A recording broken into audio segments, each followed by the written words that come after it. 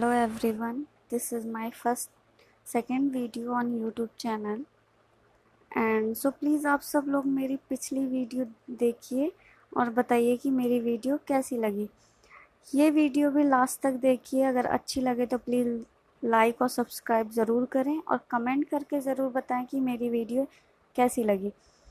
मैं यहाँ पे वही पॉइंट लाई हूँ जो पिछले साल सीटेट में आए हुए क्वेश्चंस हैं, उन्हीं को मैंने पॉइंट्स बनाया है और वही इम्पोर्टेंट हैं जो पिछले सालों में आए हैं और बहुत ज़्यादा इम्पोर्टेंट हैं, तो प्लीज़ आप देखिएगा ज़रूर। चलिए देखते हैं। कक्षा 4 पर्यावरण अध्ययन। पहला है स्कूल पहुंचने के साधन। बांस और रस्सी से बना पुल असम में है क्योंकि वहाँ पर वर्षा बहुत होती है। ट्रॉली लद्दाख पहाड़ी क्षेत्र होने के कारण। सीमेंट का पुल सामान्य क्षेत्रों में। बल्लम लकड़ी की जो छोटी छोटी नाव होती है उन्हें बल्लम कहते हैं और केरल में पाई जाती हैं। ऊंट गाड़ी ये सभी को पता होगा, राजस्थान। बैलगाड़ी मैदानी इलाके। ऊबड़ खाबड़ पथरीले इलाके, वो रास्ते जहाँ पे कहीं समतल कहीं पहाड़ी पथरीला इलाका जो होता है वो है उत्तराखंड में। चलिए अब हम नेक्स्ट पढ़ते हैं कान में। ये तो बहुत पक्षियों की आंखें सिर पर होती हैं और कान बालों से ढके होते हैं।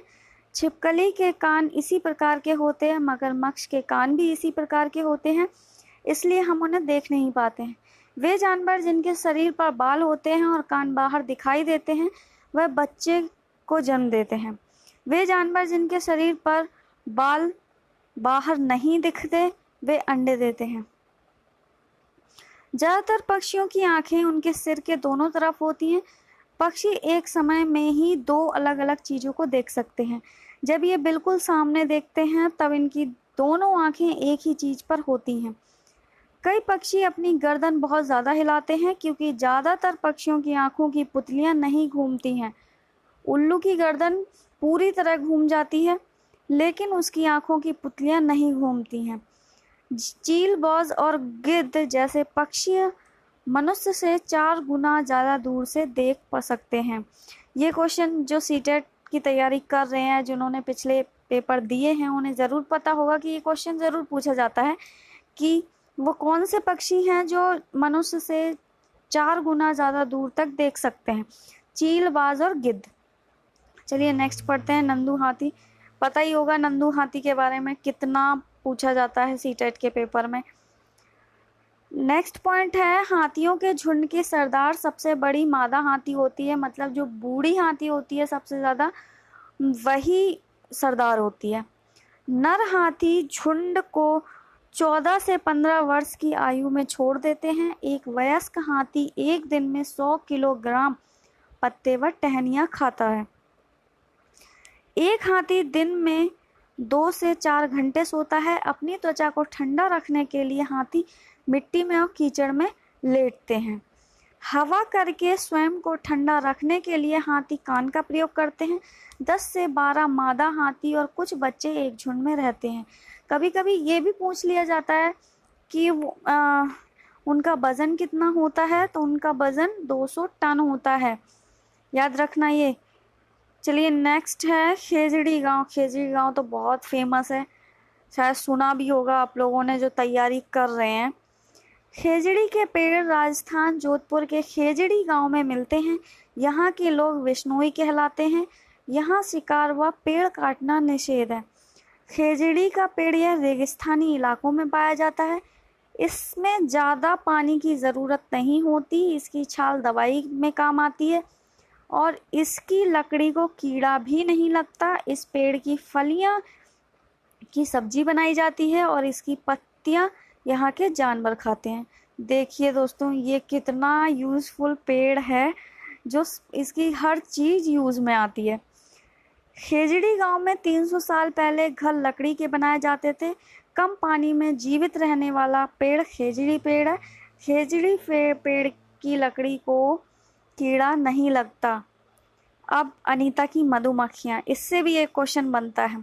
देखिए दोस्तों, मैंने वही पॉइंट लिए हैं जिससे एक मतलब लास्ट ईयर्स में एक क्वेश्चन ज़रूर आया है, इसीलिए मैंने लिया है। और मैंने इतने बड़े बड़े टॉपिक मीन्स थोड़ा ज़्यादा इसलिए लिखा है क्योंकि ये सीटेट में पेपर में कभी डायरेक्ट क्वेश्चन नहीं आता है, इसमें बहुत घुमा के क्वेश्चन दिया होता है। जैसे कि कभी नहीं पूछ लेते, 3 सेम क्वेश्चन मतलब सही होते हैं, एक गलत होता है, इसमें पूछा जाता है कौन सा गलत है, या फिर पूछा जाता है ABCD में से ABC है सही या फिर ABD सही है, इस टाइप से क्वेश्चंस आते हैं, इसलिए मैंने थोड़ा सा एक्सप्लेन किया है। अनीता बेचाहा गांव में रहती है, बिहार के मुजफ्फर जिले में है। मधुमक्खी के छत्ते में अंडे रानी मक्खी देती है। छत्ते में नर मधुमक्खियां बहुत कम होती हैं, बाकी मधुमक्खियां काम करने वाली होती हैं। फरवरी में लीची के फूल खिलते हैं। अक्टूबर से दिसंबर तक का समय मधुमक्खियों के अंडे देने का समय होता है, अतः यह मधुमक्खियों के पालन के लिए उचित समय है। देखिए दोस्तों, एक क्वेश्चन पूछा जाता है कि मधुमक्खियों को अंडे देने का समय या पालन का समय कौन सा होता है, तो वो है अक्टूबर से दिसंबर। सभी चींटियों का काम बटा होता है। रानी चींटी अंडे देती है, सिपाही चींटी बिल का ध्यान रखती है और मजदूर चींटी बिल तक खाना ढूंढ कर लाती है। मधुमक्खियां, दीमक और तैया भी इसी तरह समूह में कार्य करते हैं। चलिए नेक्स्ट है ओमना का सफर। ट्रेन कक्ष में गांधीधाम गुजरात से गुजरती है।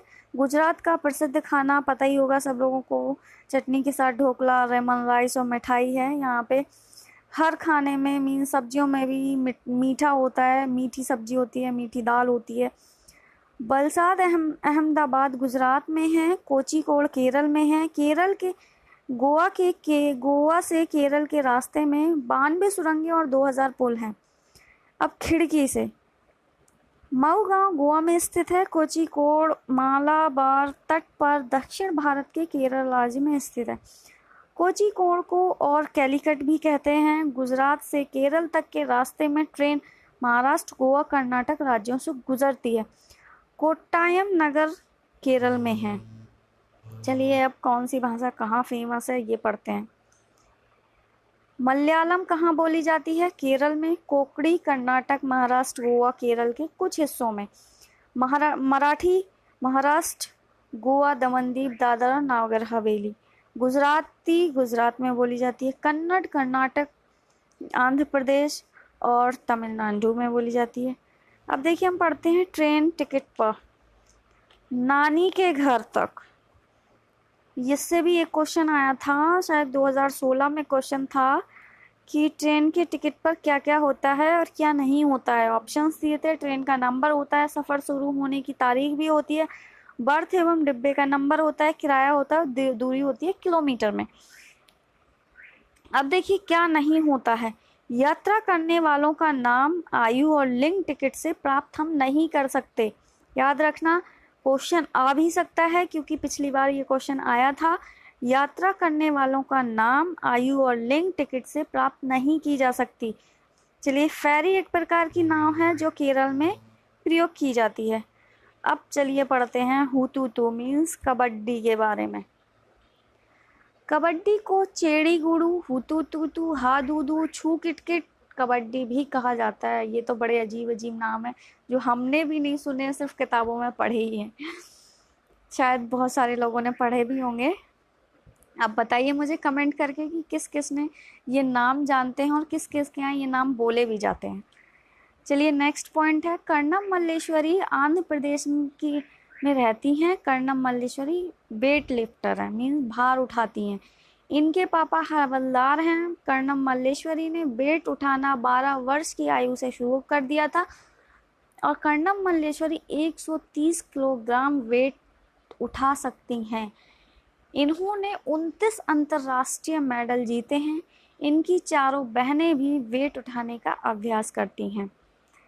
ज्वाला, लीला और हीरा ये तीनों भी बहनें हैं जो कबड्डी खेलती हैं और यह मुंबई की रहने वाली थी।